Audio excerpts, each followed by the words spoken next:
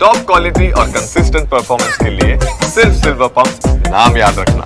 ಆಷಾಢ ಮಾಸದ 4ನೇ ಶುಕ್ರವಾರ ಇಂದು ಅಂದರೆ ಕಡೆ ಶುಕ್ರವಾರವಾಗಿದೆ. ಚಾಮುಂಡಿ ಬೆಟ್ಟಕ್ಕೆ ಭಕ್ತ ಸಾಗರವೇ ಹರಿದು ಬರ್ತದೆ. ನಸುಕಿನ ಜಾವ 4:30ರಿಂದಲೇ ಚಾಮುಂಡಿ ದೇವಿಗೆ ವಿಶೇಷ ಪೂಜೆಯನ್ನು ಸಲ್ಲಿಸಲಾಗಿದೆ.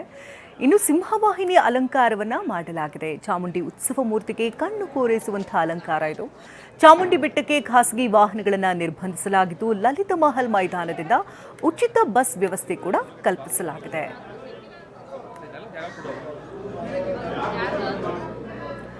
ಈ ಬಗ್ಗೆ ಹೆಚ್ಚಿನ ಮಾಹಿತಿನ ಕೊಡೋದಕ್ಕೆ ಮೈಸೂರಿನಿಂದ ನೇರ ಸಂಪರ್ಕದಲ್ಲಿ ನಮ್ಮ ಪ್ರತಿನಿಧಿ ರಾಮ್ ಇದ್ದಾರೆ. ರಾಮ್, ಕಳೆದ 4 ಶುಕ್ರವಾರಗಳಲ್ಲಿ ಯಾರೆಲ್ಲ ಮಿಸ್ ಮಾಡ್ಕೊಂಡಿರ್ತಾರೋ ಕಡೆ ಶುಕ್ರವಾರ ಅಮ್ಮನವರ ದರ್ಶನ ಪಡಿಬೇಕು ಅಂತ ಹರಿದು ಬರೋದಂತೂ ಭಕ್ತ ಸಾಗರ ಗ್ಯಾರಂಟಿ ಇವತ್ತು.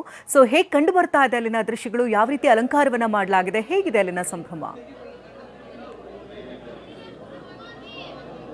ಖಂಡಿತವಾಗಿ ಶಕುಂತಲಾ, ಆಷಾಢ ಮಾಸದ ಕೊನೆಯ ಶುಕ್ರವಾರ ಇದಾಗಿರೋದ್ರಿಂದಾಗಿ ಭಕ್ತರ ಸಂಖ್ಯೆ ಹೆಚ್ಚಾಗಿ ಇರ್ತದೆ. ನಾನೀಗ ಮೈಸೂರಿನ ಚಾಮುಂಡಿ ಬೆಟ್ಟದಲ್ಲಿದ್ದೇನೆ. ನೀವು ನೋಡ್ತಾ ಇರ್ಬೋದು, ಸಾಕಷ್ಟು ಸಂಖ್ಯೆಯಲ್ಲಿ ಭಕ್ತರು ಕೊನೆಯ ಶುಕ್ರವಾರ ಆಗಿರೋದ್ರಿಂದಾಗಿ ದರ್ಶನವನ್ನು ಪಡೀಲಿಕ್ಕೆ ಸಾಕಷ್ಟು ಸರತಿ ಸಾಲಿನಲ್ಲಿ ಬಂದು ನಿಂತಿರುವಂಥದ್ದು. ಬೆಳಗ್ಗೆ 5 ಗಂಟೆಯಿಂದಲೂ ಸಹ ದರ್ಶನಕ್ಕೆ ವ್ಯವಸ್ಥೆಯನ್ನು ಮಾಡಲಾಗಿದೆ. ಎಂದಿನಂತೆ ಖಾಸಗಿ ವಾಹನಗಳಿಗೆ ನಿರ್ಬಂಧವನ್ನು ವಿಧಿಸಲಾಗಿದೆ. ಮೂಲ ವಿಗ್ರಹಕ್ಕೆ ತಾಯಿಗೆ ಪ್ರಿಯವಾದಂಥ ಸಿಂಹವಾಹಿನಿಯ ಅಲಂಕಾರವನ್ನು ಮಾಡಿದರೆ, ಉತ್ಸವ ಮೂರ್ತಿಗೆ ಲಕ್ಷ್ಮಿಯ ಅಲಂಕಾರವನ್ನು ಮಾಡಿದ್ದಾರೆ.